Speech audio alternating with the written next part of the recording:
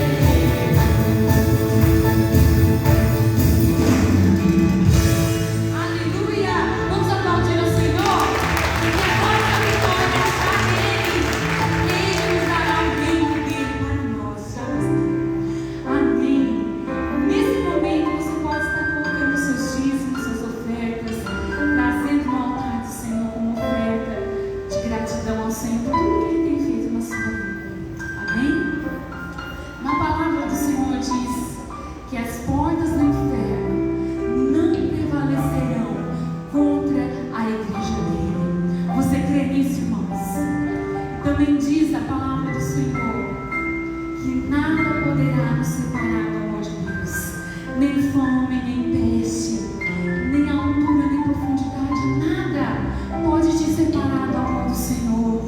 Nada pode fazer permanecer algo contra a sua vida. Nenhuma luta, nenhum problema pode te separar do amor do Senhor. E o Senhor, Ele te guarda, Ele cuida de você, porque você é morada dEle. Você é amada do Senhor, você é a noiva do Senhor. Na palavra dele diz que a noiva, Ele espera. Ele está preparando para a noiva dele uma casa para morar junto com Ele nas alturas. Muitas vezes nós olhamos e não sabemos a profundidade de quem nós somos como casa de Deus, como noiva adornada do Senhor, como povo escolhido e santo do Senhor. Você é um povo amado, você é amada, você é amado. Deus te ama profundamente. Jesus faria tudo novamente. Ele entregaria a vida dele por você novamente, se precisasse. Para que o Espírito Santo viesse sobre você, o Espírito de Deus morasse dentro do seu coração. Hoje nós somos casa do Senhor. O Espírito Santo está aí dentro de você. Olha o privilégio. Levante sua cabeça. Lembre-se quem você é. Não fique cabisbaixo com as lutas, porque nada prevalecerá contra a sua vida. Nada te afastará do amor do Senhor. Nada, nada. Ele está olhando por você. Ele é seu defensor. Você é amado, escolhido do Senhor. Amém. Adore o Senhor. Diga: Senhor, eu sou sua casa. Eu sou sua morada, Senhor Jesus.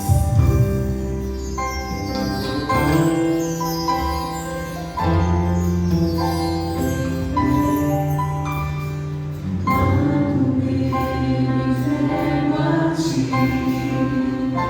o meu coração,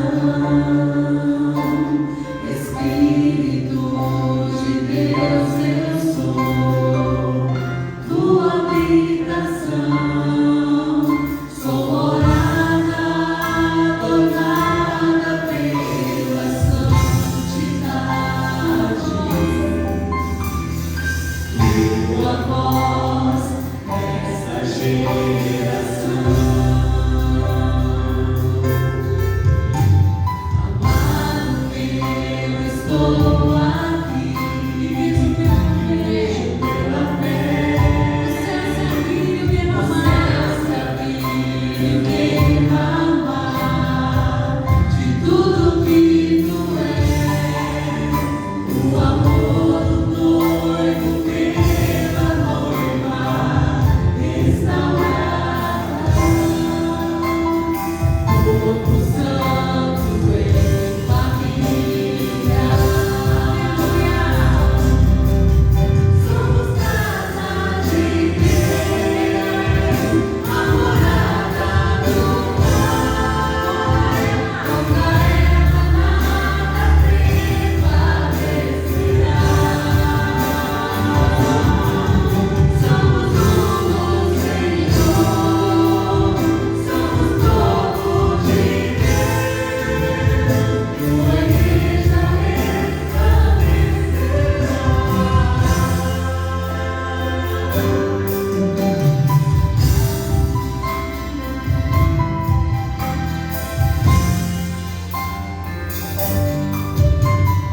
Amado meu, estou aqui e vejo pela fé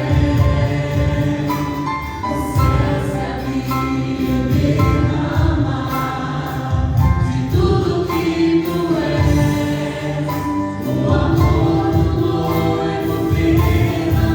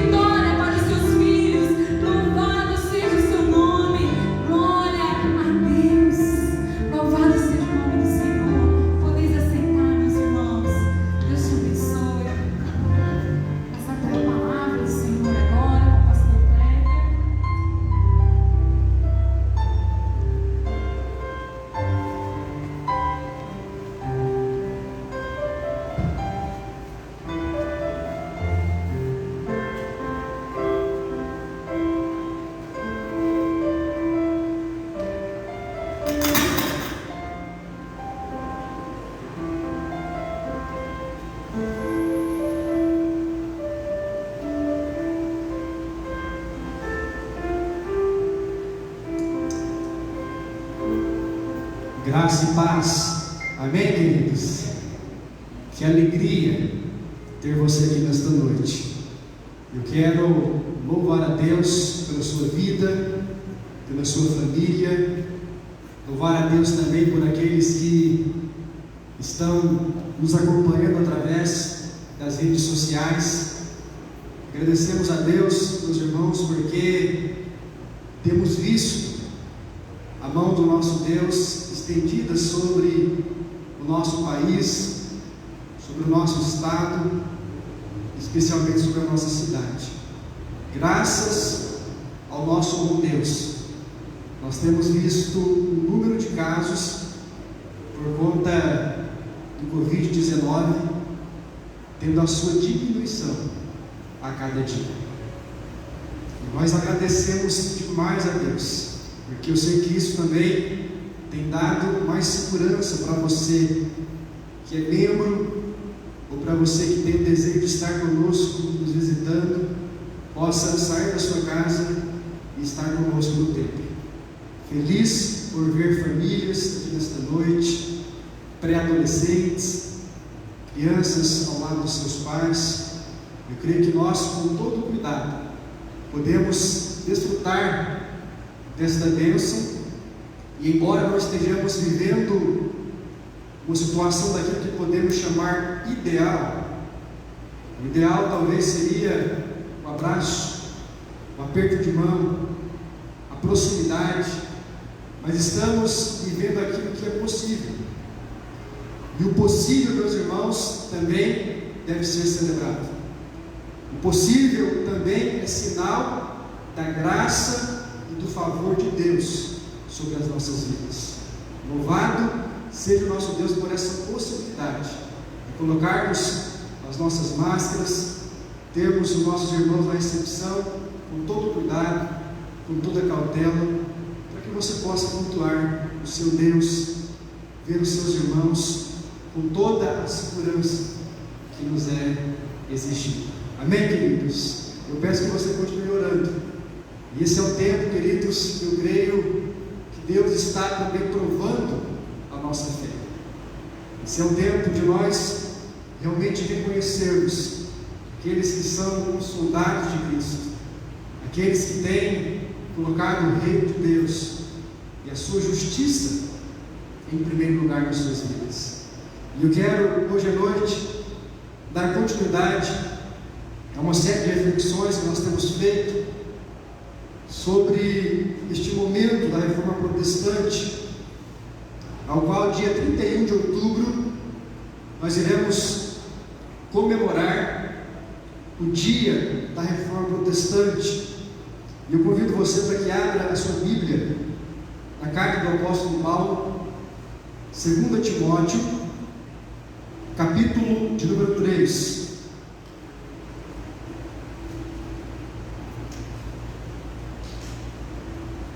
Nós estamos pensando com os irmãos sobre quais são as marcas do verdadeiro Evangelho. Durante esse mês de outubro, meus irmãos, a palavra que Deus tem colocado no meu coração para compartilhar com a igreja é lembrar com os irmãos que uma das marcas mais importantes do verdadeiro Evangelho é que ele é fundamentado na palavra de Deus. O verdadeiro Evangelho, ele não vem de nenhuma teologia, de nenhuma denominação específica, mas ele vem da Bíblia, ele vem das Escrituras Sagradas. A palavra de Deus é quem nos revela quais são as marcas deste verdadeiro Evangelho que deve fazer parte da vida da igreja. Por isso eu quero ler com os irmãos 2 Timóteo capítulo 3, versículos 16 e 17. Nós estamos compartilhando com a igreja sobre a utilidade e a importância da Bíblia. O apóstolo Paulo, neste texto, vai dizer assim: toda a Escritura é inspirada por Deus e útil para o ensino, para a repreensão, para a correção e para a educação na justiça, a fim de que o homem de Deus seja perfeito e perfeitamente habilitado para toda a boa obra. Eu quero começar a nossa reflexão destacando para você que está aqui nesta noite algo que creio ser de extrema importância nas nossas vidas, na história de uma igreja ou de qualquer instituição. O que quero dizer para os irmãos é que a história da qual nós fazemos parte e o conhecer essa história é o elemento mais responsável para que nós possamos construir a nossa identidade. Uma pessoa que não tem história, uma pessoa que não conhece o seu passado e que não valoriza aqueles que a antecederam, aquilo que foi construído até o momento ao qual nós estamos vivendo, dificilmente esta pessoa terá uma essência. Dificilmente, meus irmãos, esta pessoa terá uma identidade, uma orientação pela qual ela possa seguir. Por isso, conhecer a história cristã, e especialmente a sua história, a história do movimento evangélico, ela se faz de extrema importância na defesa da nossa fé. E eu creio, queridos, que conhecer a história é nós observarmos de onde nós viemos e entendermos por que nós estamos vivendo nessa situação e podermos lançar o nosso olhar em relação ao futuro com esperança, com discernimento espiritual, sabendo que Deus tem confiado nas mãos da igreja atual, não apenas da Igreja Batista de Aparecida do Taboado, mas da igreja que está espalhada pela face da terra. Deus tem confiado nas nossas mãos um bastão que um dia esteve nas mãos de Jesus Cristo, quando Ele inaugurou o verdadeiro Evangelho, pregando a mensagem do Reino de Deus. Um bastão que foi passado para as mãos dos apóstolos, para João, para Pedro, para o apóstolo Paulo. Um bastão que foi de geração após geração, ao longo da história da igreja, passado pelas mãos de tantos homens, como Agostinho, como Ambrósio, como John Hus, John Wycliffe e o próprio Martinho Lutero, que foi um homem, queridos, tão usado por Deus para que a reforma protestante que aconteceu no ano de 1517 tivesse dado origem a uma nova maneira de servir a Deus. E eu digo a uma nova maneira, não como uma maneira que surgiu a partir daquele momento, mas uma nova maneira porque era um regresso às Escrituras Sagradas, era um regresso ao estilo dos apóstolos, a igreja primitiva. E Martinho Lutero entendeu que a tradição cristã havia se divorciado da palavra de Deus. Se alguém perguntar para você que é evangélico, em que se resume a história protestante ou a história do protestantismo, você pode dizer com toda convicção que a história do protestantismo se resume a um retorno às Escrituras. Tudo o que aconteceu, meus irmãos, de novo, a partir do ano de 1517, quando Martinho Lutero fixou as suas 95 teses na porta do castelo da igreja de Wittenberg, tudo que veio a se desenrolar no decorrer da história foi por causa da Bíblia, foi por causa da palavra de Deus. E aqui, meus irmãos, nós percebemos o tamanho e o valor das Escrituras Sagradas na nossa tradição. Muitos homens morreram queimados na fogueira, para que esse livro chegasse até nós. Homens como John Hus, John Wycliffe, William, um grande pregador norte-americano, que foi queimado numa fogueira, simplesmente porque ele ousou traduzir a Bíblia para o inglês, a língua do seu povo. Ainda hoje, antes de começar o culto, eu comentava isso com o irmão Edmar Damasceno, ele me mostrando um post que ele mesmo compartilhou no grupo de WhatsApp da nossa igreja. Histórias verídicas de homens, meus irmãos, que pagaram um preço muito caro para que a palavra de Deus chegasse até nós.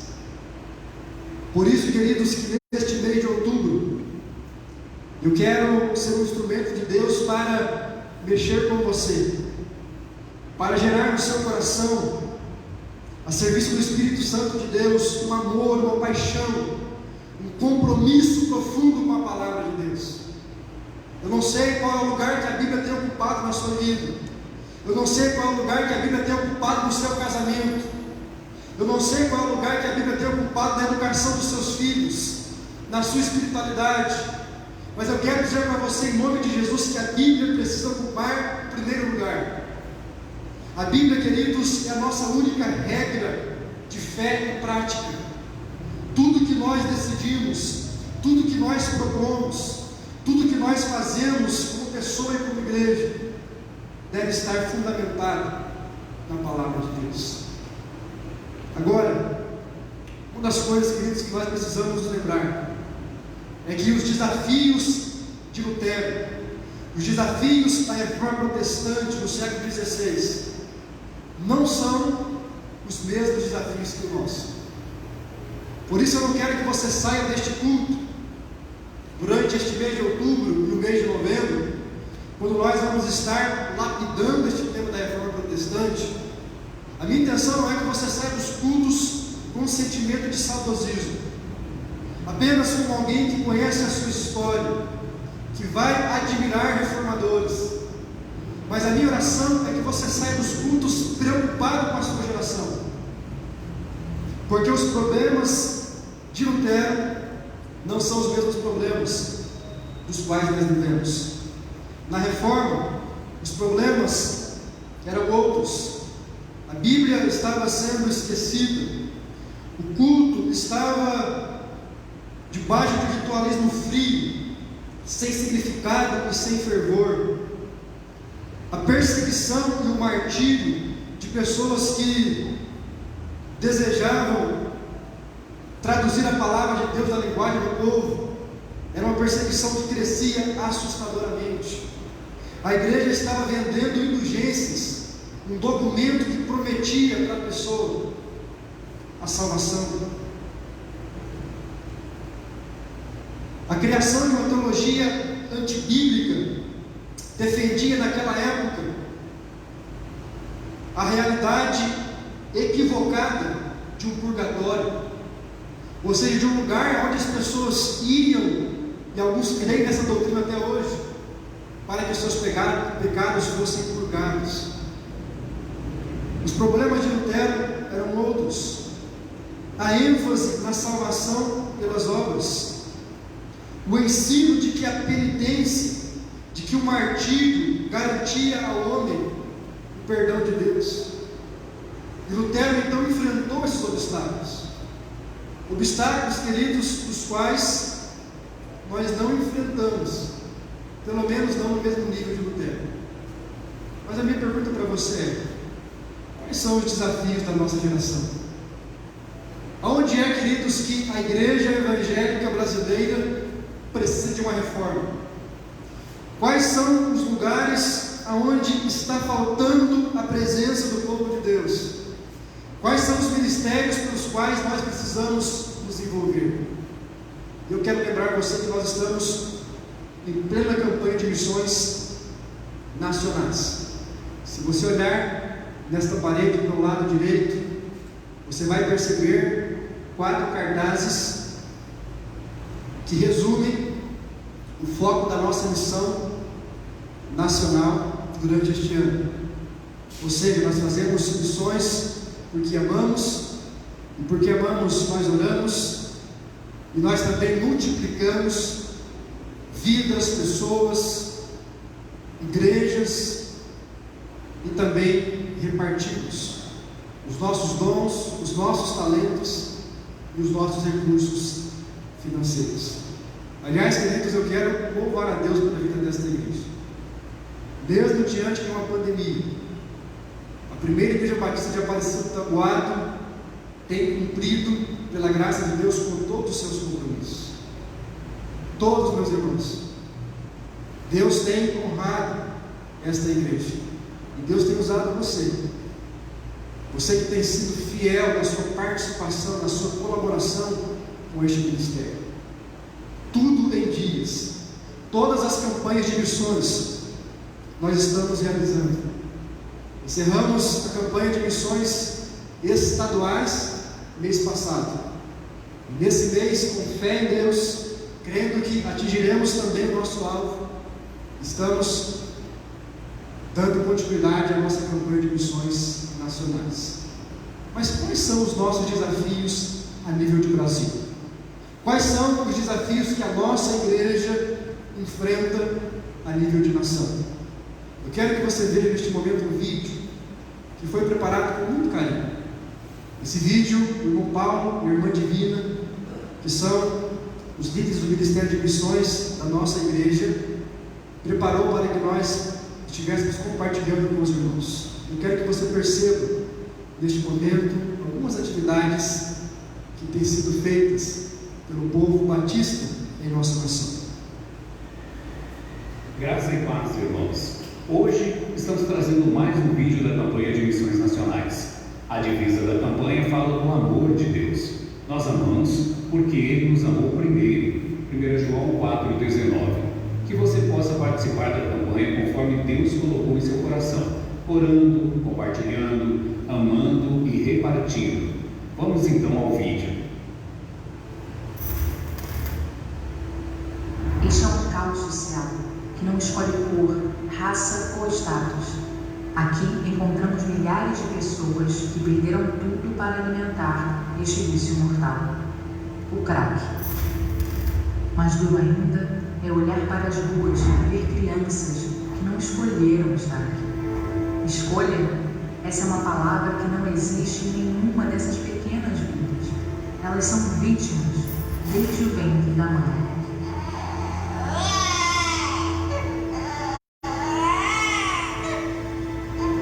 Meu filho morreu com 21 dias de vida. Eu usava drogas e não tinha dinheiro para o enterro. Fiquei com meu filho morto dentro de casa. Eu só tinha 17 anos. Foi o momento mais difícil da minha vida. Quanto mais cedo o jovem começa a usar drogas, pior será o dano no futuro. Tinha 11 anos, aí você ia fazer uma entrada todo dia no prova.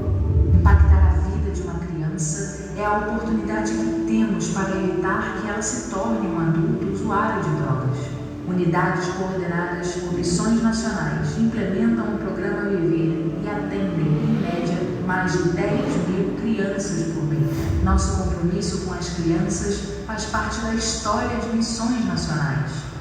Ao longo desses 113 anos, abrimos escolas, realizamos centenas de ações Jesus Transforma e cuidamos da saúde física e emocional de milhares de brasileirinhos. Diversas crianças ainda têm sua infância roubada, jovens estão perdidos e milhares de adultos não conhecem esse amor. Precisamos refletir e rever a nossa visão missionária, que muitos estão perdendo, de procurar amar mais o próximo, de procurar servir mais. É voltar a olhar com os olhos de Deus. Confiamos em nosso Deus, nesse amor que continuará levantando pessoas para a obra. Aceite você também este desafio de amar o Brasil. Junte-se a nós, interceda, invista e sustente cada vez mais os projetos que influenciam diretamente na vida dos brasileiros que ainda não conhecem o amor de Deus.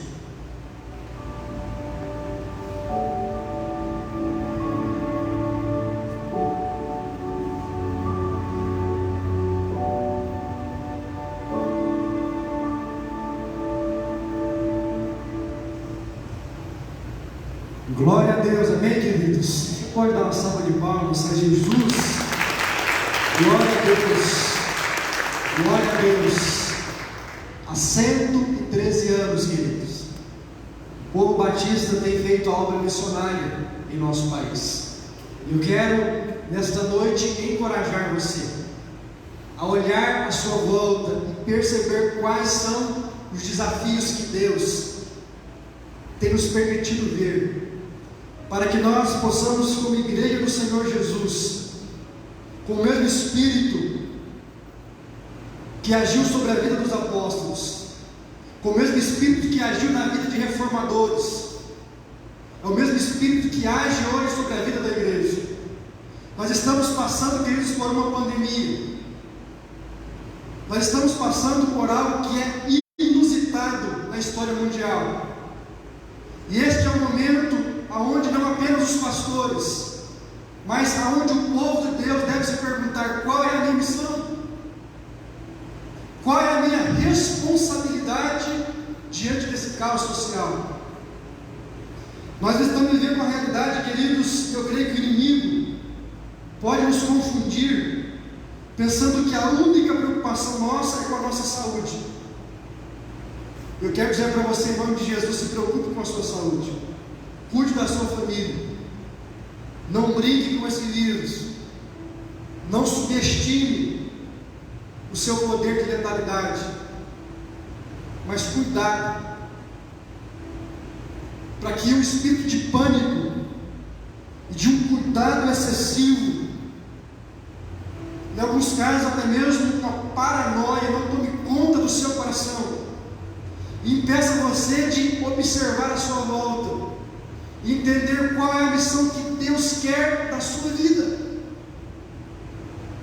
Irmãos, eu creio que esse é o momento para a igreja se levantar como nunca antes da história. Eu creio que Deus tem para nós muito mais do que uma transmissão pelo culto online. Louvado seja Deus por essa transmissão. Quantos irmãos que desde março não puderam entrar neste tempo? Deus sabe o motivo. Louvado seja Deus porque eles podem nos acompanhar.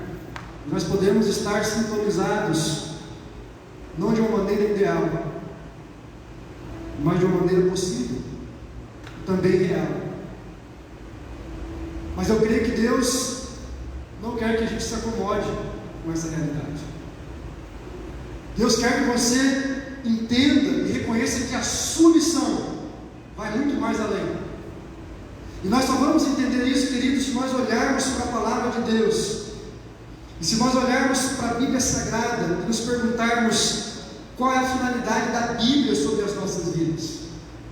Domingo passado, nós compartilhamos alguns pontos. Em primeiro lugar, falamos que a Bíblia serve como o nosso alimento espiritual.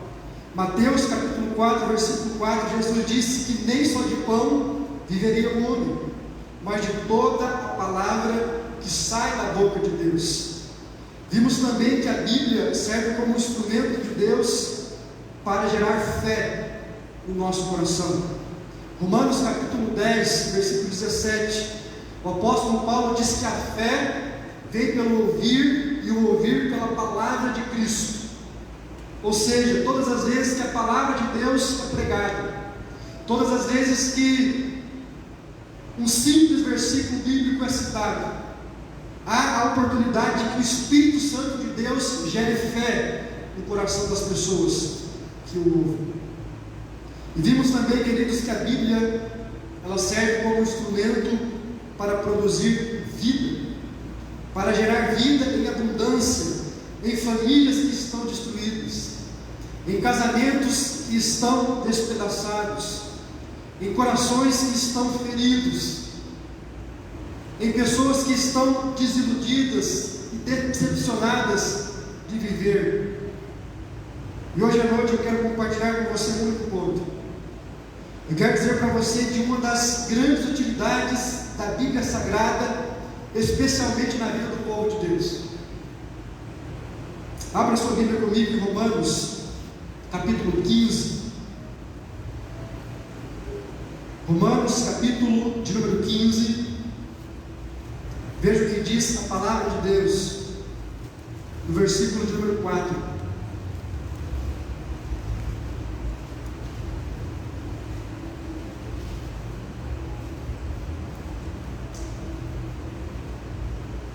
Romanos capítulo 15, versículo 4, a palavra do Senhor diz assim: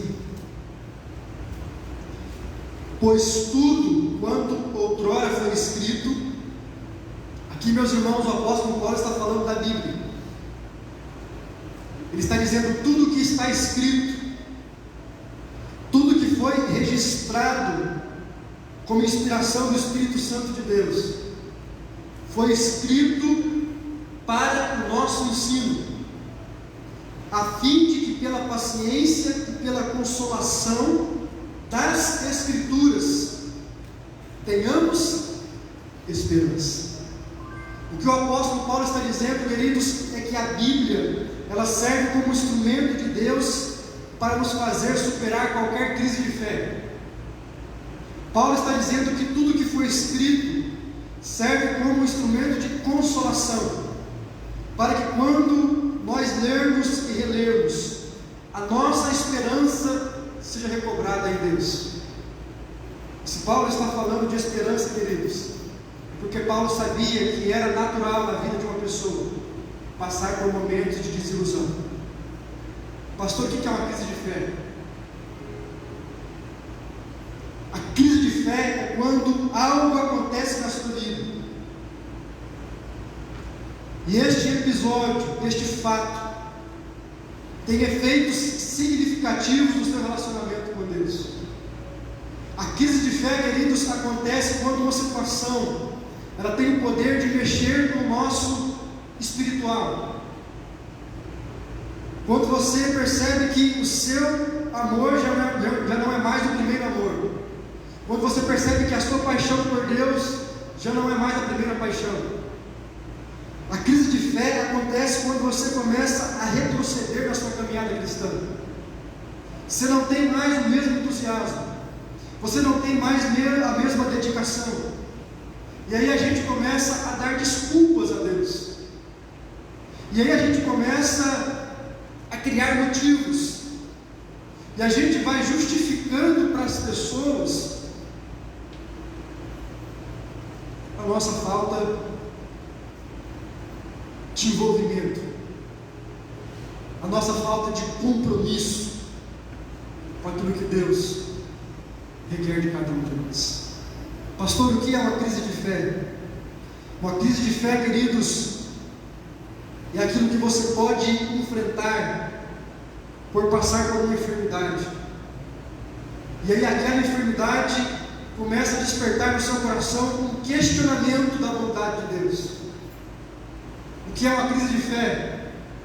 É uma situação que mexe com a sua vida financeira, e de repente você, que antes era um crente fiel nas suas contribuições, passa a não ser mais. O que é uma crise de fé? É de repente um problema no seu casamento, na sua casa, na sua família, e isso mexe tanto com você que você perde até a capacidade de orar. Você não tem mais vontade de orar, você não tem mais vontade de vir à igreja, você entra numa situação de comodismo. A crise de fé, querido, ela pode se manifestar de várias formas, de várias maneiras. Em resumo, ela acontece quando algo nas nossas vidas nos impede de caminhar na direção daquilo que Deus coloca diante de nós. Todas as vezes, queridos, que o nosso ritmo de caminhada cristã diminui, ou todas as vezes que nós renunciamos um chamado que Deus tem para as nossas vidas, nós estamos enfrentando uma crise de fé. Às vezes é uma crise familiar, financeira, mas que mexeu com a nossa espiritualidade. E a resposta que eu tenho para você nesta noite é que a única maneira, meu irmão, de você vencer essa crise, a única maneira de você dar a volta por cima desse marasmo que talvez você esteja vivendo, é olhando para a palavra de Deus. E aqui eu quero compartilhar com a igreja algo especial do meu coração. Algo que estava falando com Deus durante esses dias de pandemia. E eu orava dizendo: Deus, que dificuldade. Especialmente nos primeiros dias, queridos, a angústia, a tristeza, creio que abateu o coração de todos nós. Eu comecei a orar dizendo para Deus da dificuldade de pastorear num tempo como esse. Até que o Espírito Santo de Deus chacoalhou o meu coração. E Deus me fez olhar para as Escrituras Sagradas e se lembrar de homens como o apóstolo Paulo.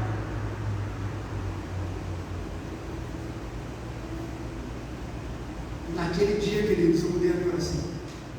Falei: Deus, eu não estou numa crise. A minha crise, a crise da minha igreja, perto da crise do apóstolo Paulo, perto da crise da igreja primitiva, de homens e mulheres que eram perseguidos, que eram mortos, que eram decapitados. A crise de homens como o apóstolo Paulo, que ia numa cidade, pregava e era honrado, e na outra cidade, de repente, ele era apedrejado.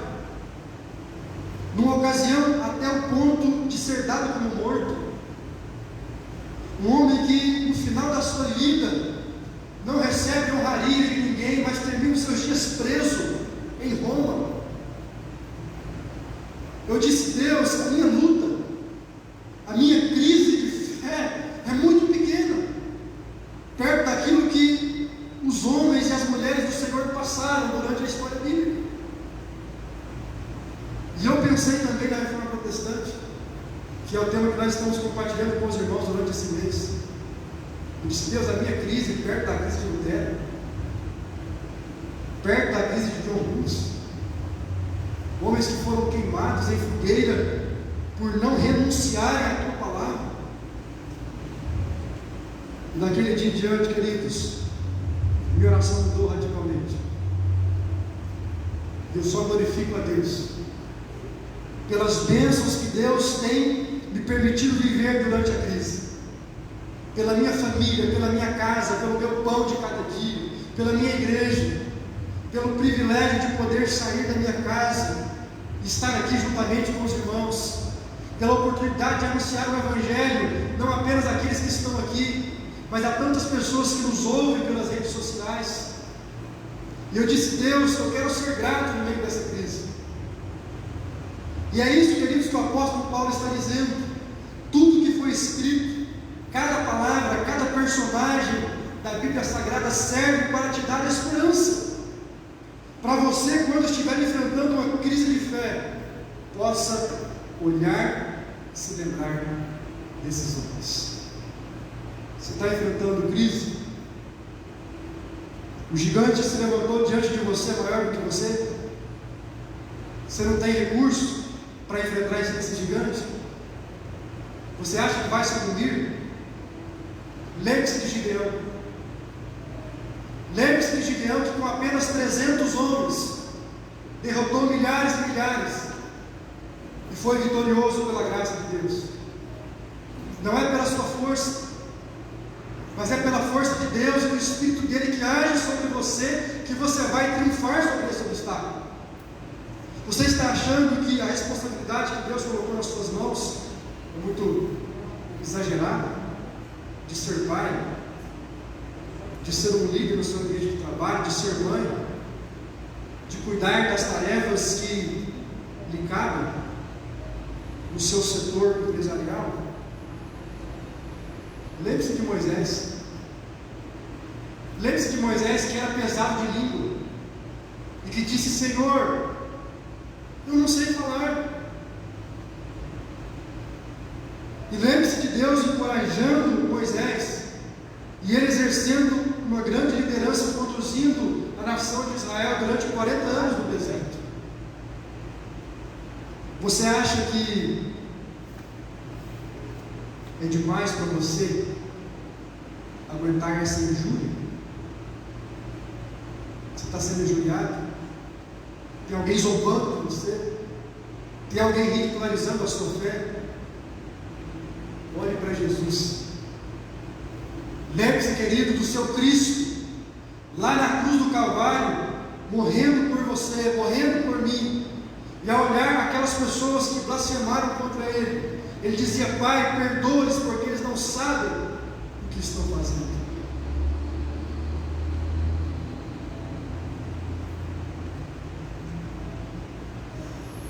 Está difícil pregar o Evangelho? Está difícil insistir com essa pessoa que talvez você ora, você fala e parece que nada muda? Talvez essa pessoa seja o seu cônjuge, talvez essa pessoa seja o seu filho. Está difícil esperar, querido? Está difícil confiar nas promessas de Deus? Lembre-se da igreja primitiva,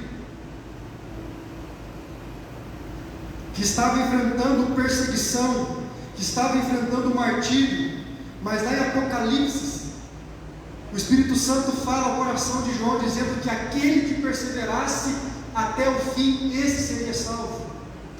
Persevere, persevere e enfrente esta prova que você está passando. Olhe para a Bíblia Sagrada, olhe para o exemplo de mulheres que oraram, mulheres que ora eram estéreis como Ana, que não podia gerar filhos, mas que se derramou na presença de Deus, e Deus concedeu a ela esta graça. Olhe para homens como Davi, que foi perseguido de todos os lados, mas permaneceu fiel diante de uma revelação ao qual Deus havia feito sobre ele, quando ele tinha ainda por volta de 15 anos de idade, quando ele ainda era um adolescente, e Samuel foi na sua casa para o ungir como rei. Eu fico imaginando Davi enfrentando toda aquela contradição na sua vida, perseguição dos seus irmãos, perseguição de Saul. Durante 40 anos nada acontecia, mas Davi permaneceu fiel, aguardando o momento do cumprimento da promessa de Deus. Passará os céus e a terra, querido, mas nenhuma palavra que Deus diz sobre a sua igreja jamais passará. O que Deus tem colocado no meu coração, meus irmãos, para transmitir aos queridos nesta noite, é que nós precisamos, como nunca antes, voltarmos à palavra de Deus, e especialmente nessa situação que nós estamos vivendo, não apenas por causa da pandemia, mas também por causa dela. Precisamos olhar para a palavra de Deus e perguntarmos o que Deus requer de cada um de nós. É o momento de sairmos da murmuração, é o momento de sairmos do comodismo, não é o momento de ficarmos esperando mais o que vai acontecer. A mão de Deus está sobre nós, e é o tempo de confiarmos em Deus e usarmos os nossos dons, os nossos talentos e todo o nosso potencial como igreja para lançarmos, para semearmos a palavra do Evangelho. Amém, queridos?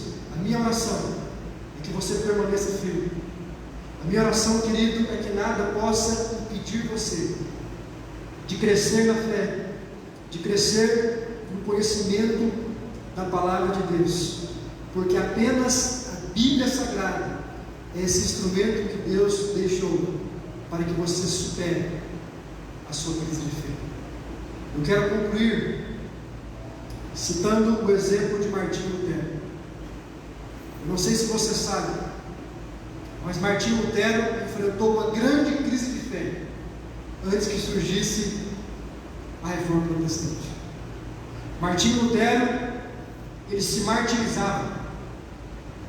Todas as vezes que ele cometia um pecado e ele ficava em dúvida do perdão de Deus, a história conta que Martinho Lutero se flagelava com chicoteadas nas suas costas, ou por vezes ele amarrava na sua coxa o cilício, que era uma espécie de uma cinta com um pedaço de metal. Os monges apertaram esta cinta nas suas pernas para se martirizarem, pensando assim alcançarem a justificação diante de Deus. Outras ocasiões, Martinho Lutero molhava o chão frio da Alemanha, e ali ele passava a noite deitado, nu, pensando que isso ia remediar os seus pecados. Tudo isso, meus irmãos, resquício de uma tradição avessa à palavra de Deus. E neste momento, Martinho Lutero já conhecia a Bíblia. Neste momento, Martinho Lutero já era um monge agostiniano. Mas no seu devocional, a história conta que ele teve um encontro diferente com Romanos capítulo 1, versículo 17. E esse texto mudou a crise de fé de Lutero. Abra comigo a sua Bíblia, nesse texto da palavra de Deus.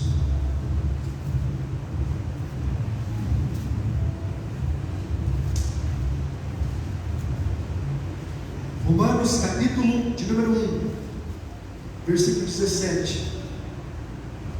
A Bíblia diz assim: visto que a justiça de Deus se revela no Evangelho, de fé em fé, como está escrito, o justo viverá pela fé. Irmãos, este texto da palavra de Deus foi o texto responsável por explodir um vulcão no coração de Martinho Lutero. Depois de Lutero meditar nesse texto e perceber que a salvação não era pelas obras, que a justificação não era pelos nossos esforços ou pelos nossos méritos, Martinho Lutero se levanta e ele veste essa roupagem de um grande reformador. Eu quero lembrar você que Lutero estava numa crise de fé, e o que despertou Lutero foi a palavra de Deus. Com você não será diferente. Você está passando por uma crise de fé? Leia a palavra, medite na palavra, busque na palavra o exemplo de homens e de mulheres que enfrentaram situações semelhantes a que você está enfrentando. Só assim, queridos, nós seremos fortalecidos. Só assim nós seremos preparados para a missão que Deus requer de cada um de nós. Como eu disse no início desta mensagem, Deus está confiando o bastão nas nossas mãos. O bastão que começou lá atrás, que passou pelas mãos da igreja primitiva, que passou pela mão da igreja do decorrer dos séculos, por homens como Martinho Lutero, João Calvino. Pastor, onde está este bastão hoje? Onde está o bastão da reforma? Na sua mão, na minha mão. O futuro da igreja depende de nós. Deus quer levantar outros Luteros. Deus quer levantar outros Calvinos. Deus quer levantar outros Paulos, outras Déboras, outras Lídias. Deus quer levantar outras Marias. E Ele conta com você. Esta é a mensagem, queridos, que Deus tem para o coração da igreja esta noite. Não cruze os seus braços. Não se intimide diante desse caos. Não se acomode diante das artimanhas de Satanás, mas se levante, querido, com graça, com fé, e assuma a responsabilidade e o chamado que o seu Deus tem colocado sobre as suas mãos. Amém, queridos? Um dos lemas da reforma era a igreja reformada, sempre se reformando. Sabe o que os reformadores entenderam? Que aquilo que eles fizeram no século XVI não era suficiente. A igreja precisa sempre estar olhando para a palavra de Deus e olhando também para a sua volta, para a sua geração, e perguntando para Deus: qual é a missão que o Senhor tem para nós? Quais são os desafios para este tempo? Ser crente é muito mais do que participar de um culto de domingo à noite. Ser crente é muito mais do que fazer parte do rol de membros de uma igreja, quer seja evangélica ou não. Ser crente é viver, é praticar o evangelho ensinado por Cristo Jesus e que está presente na palavra do nosso Deus. Que Deus abençoe você, querido. Que Deus abençoe a sua família. E que ao encerrarmos este culto, que você possa fazer desta canção a sua oração nesta noite. Enquanto a nossa equipe de louvor se aproxima, eu quero convidar a igreja a se colocar de pé. Enquanto nós estivermos adorando a Deus com esta canção, que você decida realmente esconder, guardar a palavra de Deus no seu coração, e que você saia deste culto cheio do Espírito Santo de Deus, com toda a disposição de ser útil na sua obra, de ser um instrumento de bênção e um instrumento de graça nas tuas mãos. Vamos então adorar ao Senhor com esta canção. Depois eu quero orar com você, consagrando a sua vida no altar do Senhor.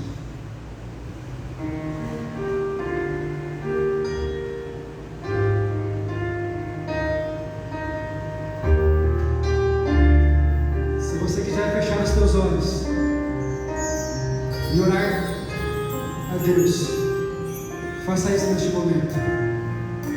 Abra o seu coração, querido.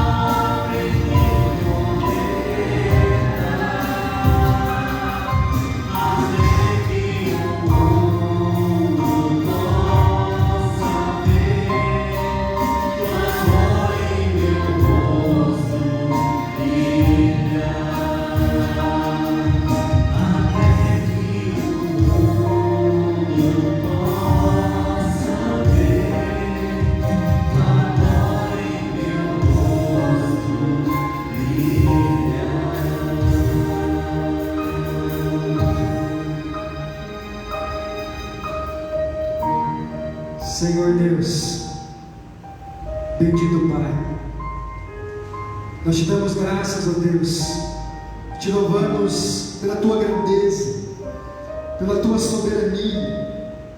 Obrigado, Deus, porque as tuas misericórdias se renovam sobre nós a cada manhã.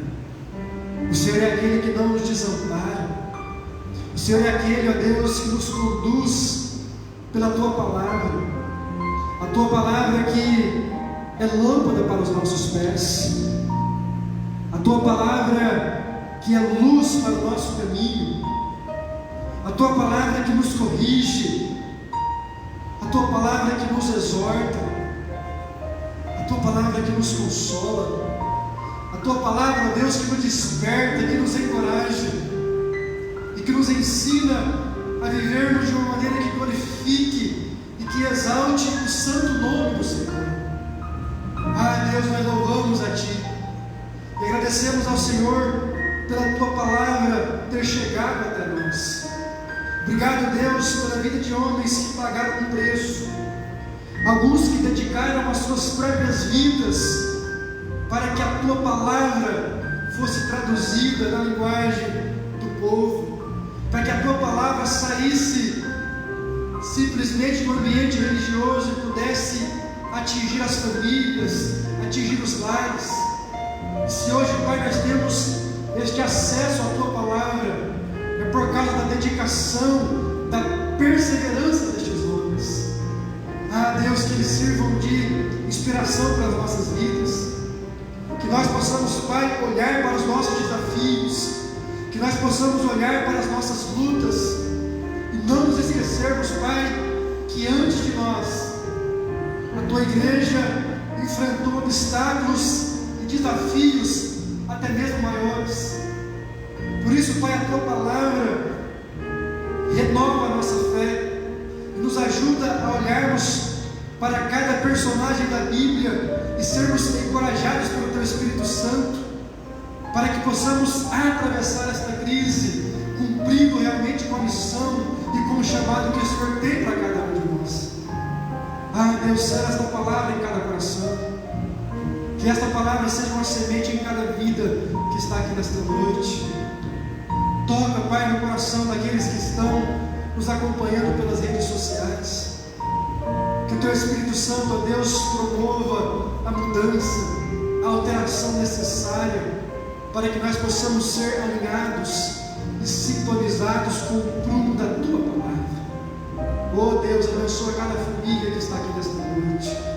Obrigado, Deus, por cada membro que faz parte desta igreja, pela dedicação, pelo envolvimento do Teu povo, por podermos, Pai, atravessarmos este tempo de crise, realmente cumprindo com a nossa missão e sendo um instrumento de bênção nas Tuas mãos, na vida de tantas outras pessoas. Obrigado, Pai, pelos nossos visitantes que estão aqui nesta noite. Obrigado por cada um deles, aqueles que saíram dos Teus lares e vieram até este lugar. Pai, que o Senhor conceda a cada uma bênção que eles vieram buscar, e que eles possam sentir realmente a Tua presença neste lugar, e que eles possam, ó Deus, estar cada vez mais íntimos e mais íntimos da Tua igreja, como também da Tua palavra. Que o Senhor complete a obra que o Senhor tem começado na vida de cada um deles e na vida de cada um daqueles que fazem parte desta igreja. É o que nós te pedimos, ó Deus, te louvando, te exaltando por tudo que o Senhor tem feito por nós. Em nome do Teu Filho Jesus Cristo. Amém e amém. Amém, querido. Os irmãos podem se assentar. Eu quero mais uma vez louvar a Deus pela sua vida, agradecer pela sua presença, dizer que nós queremos desejar a você uma semana abençoada, uma semana de paz, uma semana de muitas vitórias na presença do nosso Deus. Baixe a sua cabeça e assim, coração silencioso, eu quero convidar toda a igreja a encerrarmos o culto desta noite. Que Deus abençoe você, que Deus cuide da sua família, que você fique na paz, em nome do nosso Senhor Jesus.